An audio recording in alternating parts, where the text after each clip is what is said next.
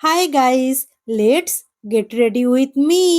রোজ দিন নিজের এই হাল আয়নায় দেখতে দেখতে এতটাই বিরক্ত হয়ে গেছি যে ভাবলাম আজ একটু নয় নিজের জন্যই সাজি।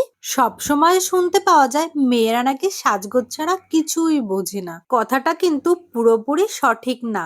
মানছি একটা মেয়ে তার উপযুক্ত বয়সকালে নিজের রূপ সৌন্দর্যকে ফুটিয়ে তোলার জন্য সাজুগুজু করে, তাও সেটা নিজেকে ভালোবেসে। সেই মেয়েটারই যখন বিয়ে হয়ে যায়, ঘর সংসার বাচ্চা কাচ্চা হতে না হতেই নিজের সাজগোজ কোথায় ঘুচিয়ে যায়।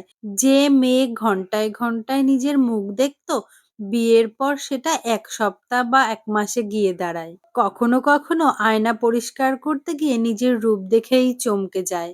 সংসার সন্তান সবকিছুর বেড়াজালে নিজের অস্তিত্বটাকেই ভুলে যায়। প্রয়োজনে সে নিজেকে গুছিয়ে রাখতে যেমন জানে, তেমন সংসার সন্তানের দায়িত্ব নিতে গিয়ে নিজেকে ভুলতেও সে পারে।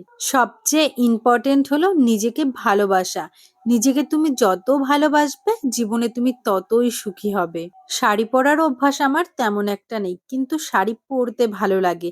বেশিরভাগ সময় আমি নাইটি না হলে চুড়িদার পরেই কাটিয়ে দিই। শাড়িটা ক্যারি করতে আমার খুবই প্রবলেম হয়। অনেক দিনের ইচ্ছে ছিল নিজেকে একটু সুন্দর করে সাজিয়ে তুলবো, তাও আবার নিজের হাতে তৈরি করা জুয়েলারি দিয়ে। তো কেমন হয়েছে আমার এই লুকটা অবশ্যই তোমরা জানিও কমেন্ট করে।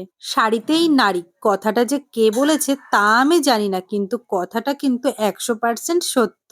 অন্যের জন্য নয়, অন্তত নিজে নিজের জন্য সাজো, তাতে তোমার নিজের মনটা ফ্রেশ হবে। চলো আজ এখানেই শেষ করছি, দেখা হবে আরেকটি ভিডিওতে। তোমরা সবাই ভালো থাকবে, টাটা।